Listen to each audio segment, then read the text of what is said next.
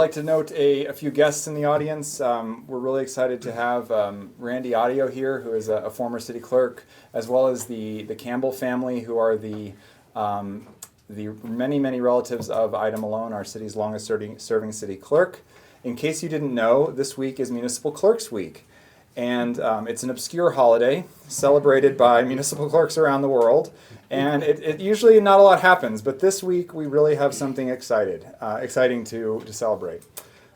So when I first joined the clerk's office in 2018 as a deputy, I was really curious about both the full scope of the work and really the history of the office.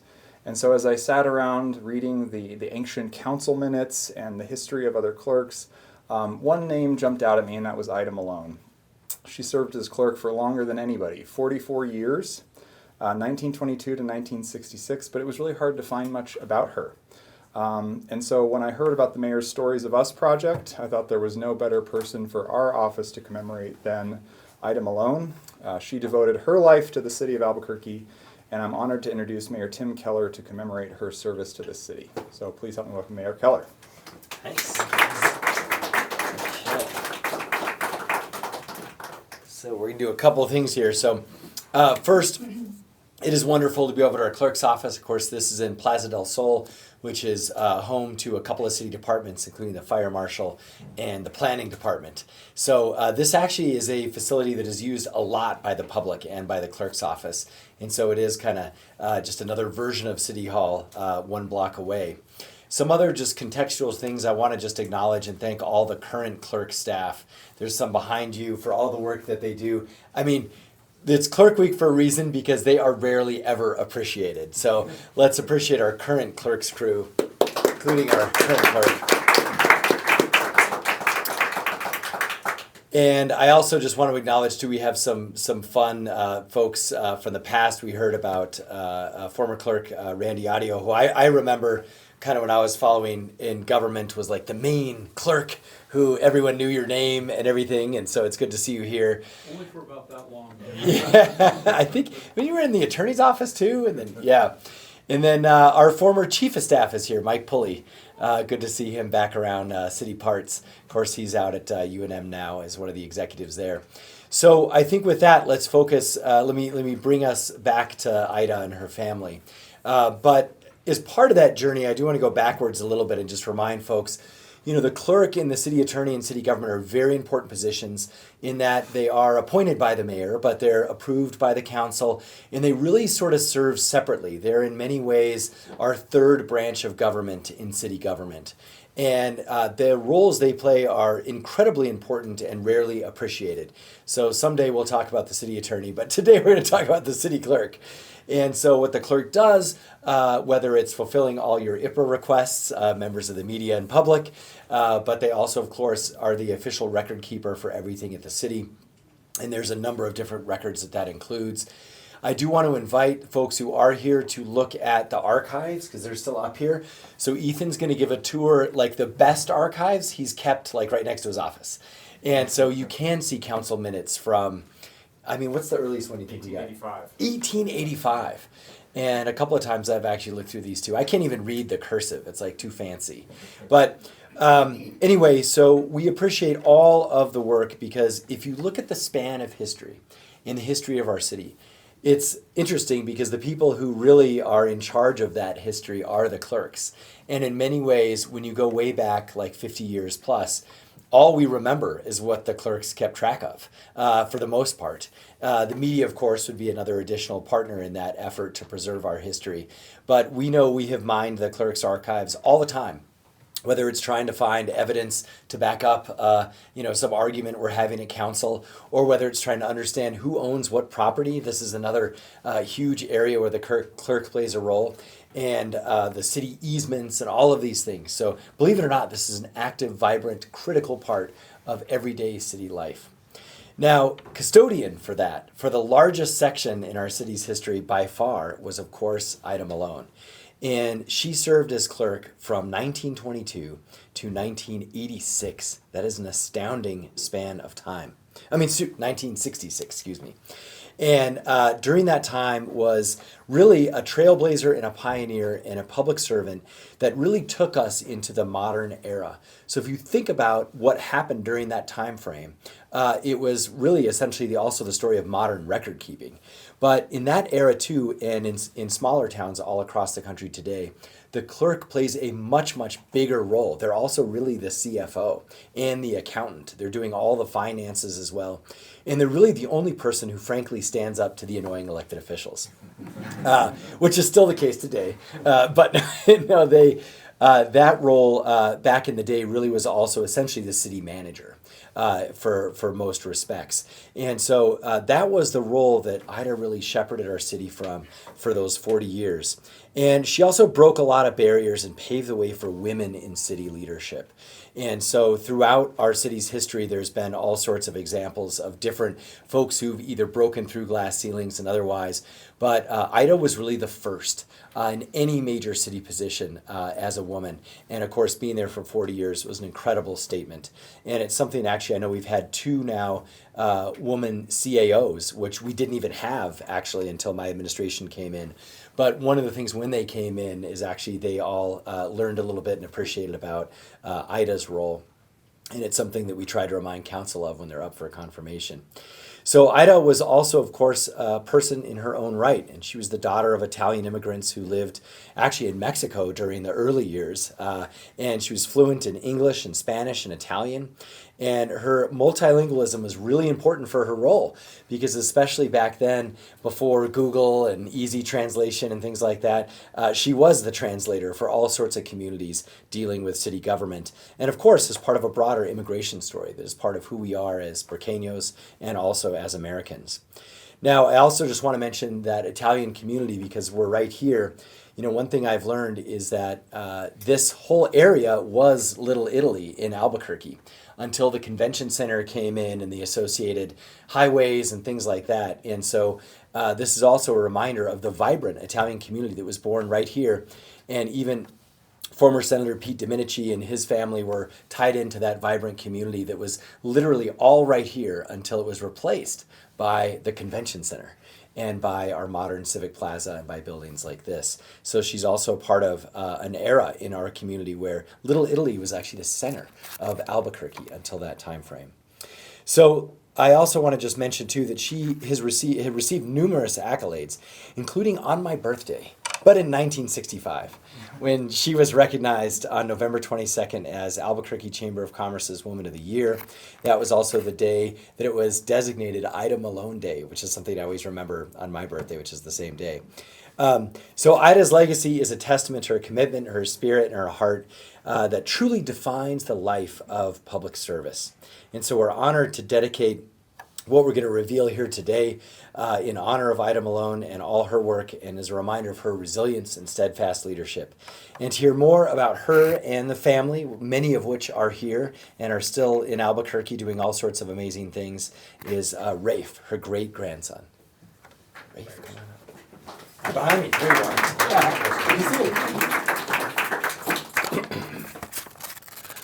are. Thank you. On behalf of Ida Malone's family, thank you, Mayor Keller. Thank you, Ethan Watson, Ashley, Santa Steven, and everyone else who contributed to making this wonderful tribute to Ida Malone. She would have been very grateful for your kindness, affection, and her family certainly is grateful also. My name is Rafe Campbell. I'm one of Ida Malone's great-grandchildren. I've been asked to speak for my family today, several of whom couldn't be here, including two great-great-great-grandsons. This beautiful mural, with its informative text and artistic layouts, is an outstanding testament to Ida's career as City Clerk of Albuquerque and a pioneer for women in city leadership. Captures her professionalism, intelligence, and ability to work effectively with everyone. Couldn't have done anything nicer to recognize her service to our city. I'd like to share a little about who she was to us when she was away from the office. Ida was the matriarch of our family, and she was all about family.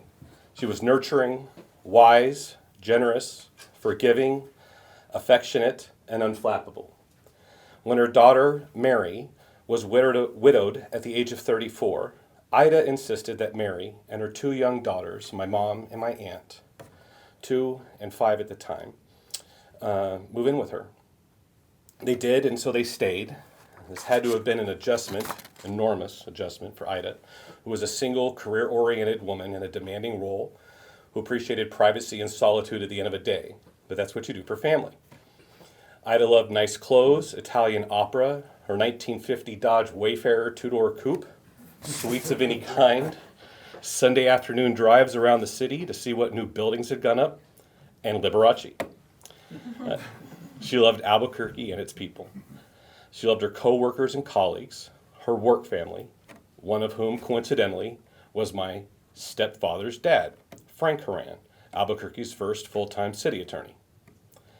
She loved her job. Even when city commission meetings lasted well into the wee hours of the morning, she felt it was an honor to play a part in the growth and development of Albuquerque. One of the stories that circulates within our family illustrates the commitment to her job and her resourcefulness. And she wasn't comfortable driving on icy streets or in the snow, even though her car weighed over 1.5 tons. But she was also determined not to miss work. What to do? She would call APD and arrange for a ride to City Hall. On several wintry days over the years, my mom and aunt would see a car pull up in the driveway, a gentleman would get out and escort their grandmother safely over the ice and snow to the vehicle, and off they would go with Ida in the backseat of a patrol car with her purse resting in her lap. Since this was at the same time the neighbors were leaving their homes for work, she'd attract a number of looks and comments, as you can imagine. Hey, I saw your grandmother being taken away in a cop car. What happened? Ida Malone started each workday in the same way as many of you in this room do, in service to the people of Albuquerque. Public service, handling the people's business with competence, courtesy, and dedication. Thanks for what you do, and thank you for inviting us here today.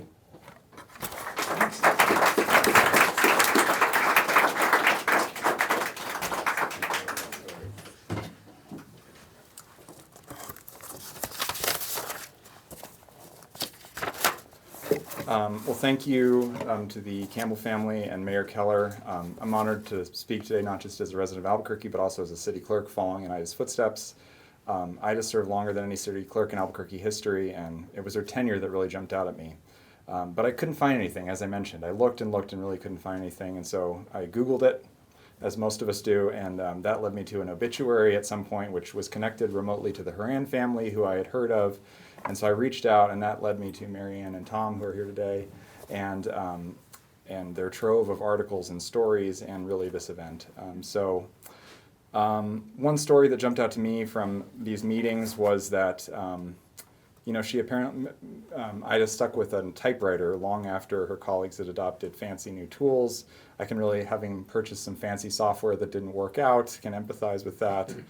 And she adapted as the city grew, and never lost her focus and commitment. So it's not an influence that's abstract. It's really something that we follow daily, the process, the adherence to procedure, and it's something that we inherit as clerks. And so it's my privilege and honor to honor that legacy today, and I hope that the clerks who follow in our footsteps know about this person who really shaped the office. So with that, I'll turn it back over to the mayor. All right. So what we're going to do is kind of do a little bit more celebration and unveiling, and then I did want to mention too, I think one amazing irony that I think is also pretty cool for Albuquerque.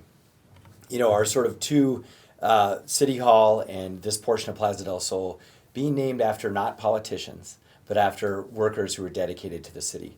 And interesting coincidence, somehow like the families also were connected, etc. And so it is really amazing. We didn't realize this until a couple of days ago that the Frank Moran City Hall is connected to the Ida Malone clerk's office. And so I think a very cool and accidental part of history that no doubt both families have enjoyed for generations. So also I do want to just acknowledge, I think we have a great clerk now, and I just want to appreciate Ethan, because I will tell you, as former clerks will know, people do the job, they do it dutifully. Some people love the job, and I will tell you that can be hard to find in this day and age. Ethan loves being clerk, And we're grateful to have him, and his enthusiasm and energy to come to work every day, has to be on par with others like Ida. And I will just say is something incredibly rare. It is not a glamorous job. It is not something that people thank you for. And if you just mess up once, you're pretty much gone. And so it's high pressure and all the above. So I do just want to acknowledge that I think we've got a great clerk, and I love that he loves being clerk. So, Ethan, thank you.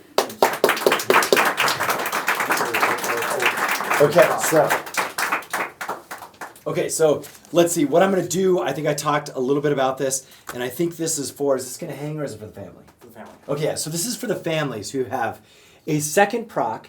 I was trying to do the math in my head, and I can't, but I think it's 60-some years later from Ida Malone Day on November 22nd. We are going to declare today also Ida Malone Day in 2025. So this is an executive order on behalf of the city that I signed this morning, and it declares that as mayor, I proclaim May 8th, 2025, Ida Malone Day. So congratulations to the family. I don't know which one of the hundreds of you is going to get this or where you're even going to put this, but I'm going to give it to your designated speaker. One hand here, and then we'll do the other. And then we'll scoot out of the way so you can see it. Okay, so on three, ready? 3, 2, 1.